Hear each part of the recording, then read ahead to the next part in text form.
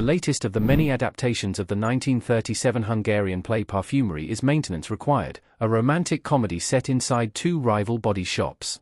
The other adaptations include The Shop Around the Corner from 1940, the early career masterpiece from that king of the light touch, Ernst Lubitsch, whose Jimmy Stewart-led comedy takes place inside a leather goods shop in pre-war Budapest, where two employees who seemingly hate each other have actually been falling in love through a letter correspondence, not realizing their co-worker is actually the love of their life. The other prominent adaptation is You've Got Mail with Meg Ryan and Tom Hanks, which took Lubitsch's story and set it inside two warring bookstores. On the one hand, an independently owned beloved local haunt, and the other an Amazon-like behemoth.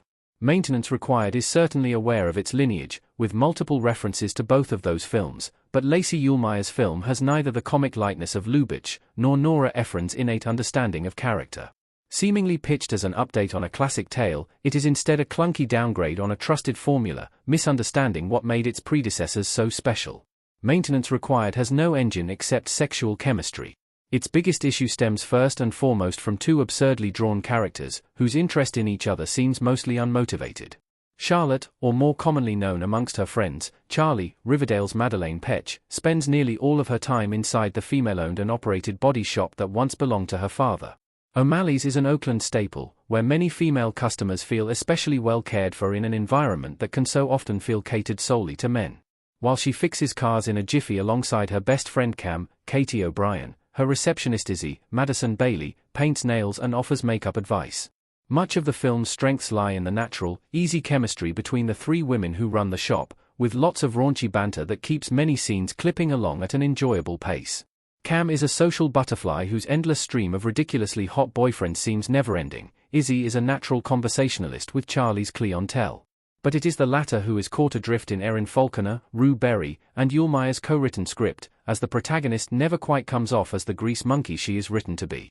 Petsch is delightful, charming, and alluring, but her character is consistently in makeup and costuming that suggests someone much more ready to be noticed than the dialogue she is given.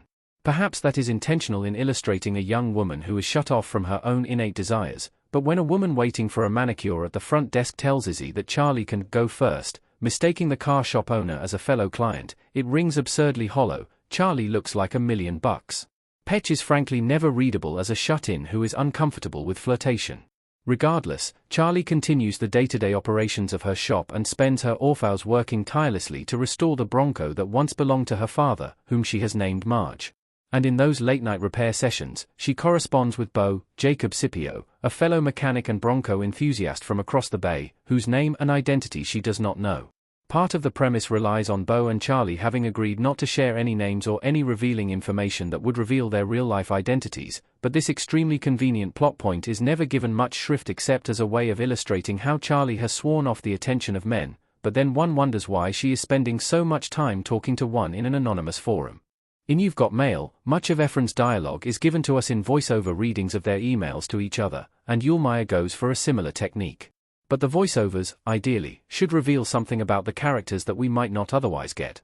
The vast majority of the messages here elicit only an eye roll of recognition. Yes, we know that working on Marge makes you feel close to your dead father. If Charlie's character is inconsistent, Bo's is unrecognizable as a coherent human being. Which isn't necessarily Scipio's fault. In fact, all the scenes between Petsch and Scipio are brimming with a palpable sexual chemistry, even when their dialogue is absurd and frustrating. Scipio is likable, but Bo is not.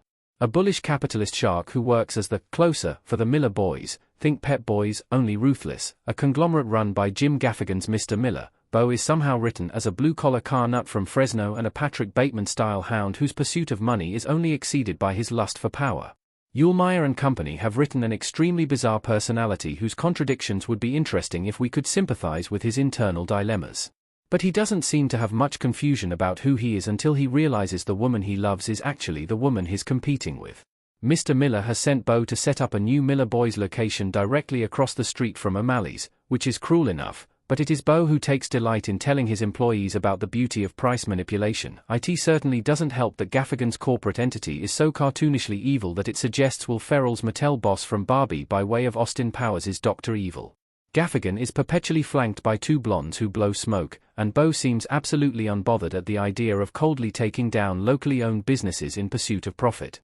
The only aspect of Beau's character that is likable is that he harbors a business idea of revamping old cars as electric vehicles, which is weakly supposed to suggest the man is more of an artist than a capitalist. It never gets easier to buy these characters or their circumstances. Matteo Lane plays Beau's best friend, and when the two are together, Beau is further transformed as a stylish culture vulture. Yes, people can contain multitudes, but if everyone is a unicorn, is anyone really real?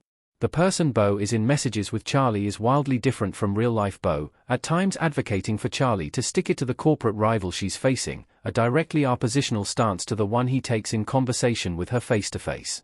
All that makes it all the more enraging when Beau condescendingly suggests that Charlie is being fake after an argument at the bar. But Beau is the one who is actively gaslighting her. It's very hard to root for a romance where one of the paramours is certifiably awful.